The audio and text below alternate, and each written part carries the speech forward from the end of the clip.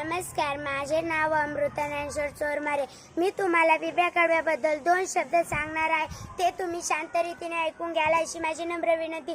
बिबळ्या कडव्याची मादी रुईच्या पानावर अंडी घालतात. ते अंडी आपल्याला दिसून येत नाही इतकशी असतात. फुलपाखराच्या अळीला सुरवंट म्हणतात. फुलपाखराचा सुरवंट इतका वाढतो की त्याची झपाट्याने वाढ होती. तो इतका खातो की त्याची कात त्यालाही पुरत नाही. तो पुन्हा खातो, पुन्हा नवीन कात येते, तो पुन्हा खातो, तो त्याला पुन्हा नवीन कात येते. असे 4 वेळेस घडतं. 4थी कात टाकण्यापूर्वी तो एखाद्या देठाला किंवा पानाला रेशमासारखी धाग्याची गुंडी विणतो व स्वतःला लटकून घेतो. या अवस्थेला कोशावस्था म्हणतात. त्याच्या शरीरात महत्वाचे बदल होतात. सुंदर असे 6 पाय व सुंदर अशी पंख येतात. या प्रकारे फुलपाखरू तयार होते. 23 एक 23, 23 दुने 46, 23 त्रिक 69, 23 चौक 92, 23 पाच 115, 23 सख 138, 23 सात 161, 23 आठ 184, 23 नऊ 207, 23 230. 16 1 16, 16 2 32, 16 3 48, 16 चौक 64, 16 पाच 80, 16 छक 96, 16 सात 112, 16 आठ 128, 16 नऊ 144, 16 10 160.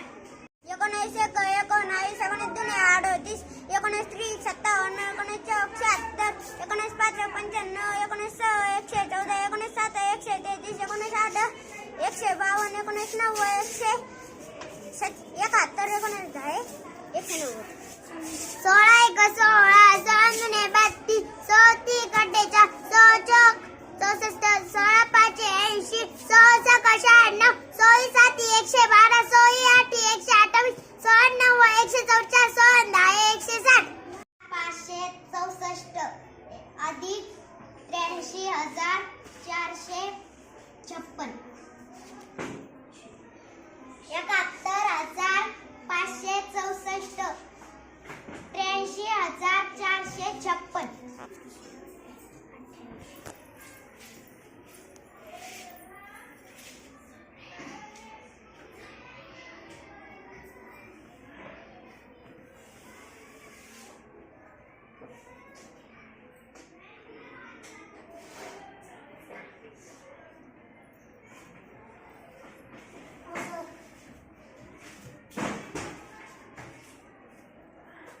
शाबास.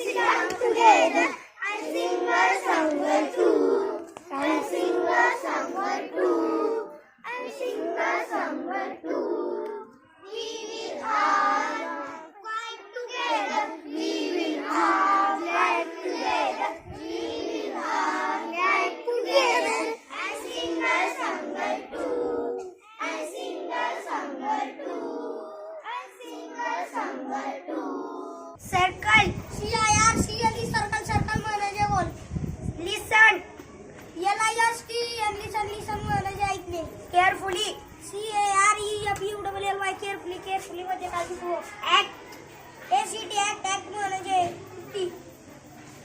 टीचर. टीचर म्हणजे शिक्षक. ग्रुप GROUP ग्रुप म्हणजे गट. स्टँड. STAND म्हणजे उभे राहणे. चाइल्ड. CHILD चाइल्ड म्हणजे लहान मुलं. कंटिन्यू.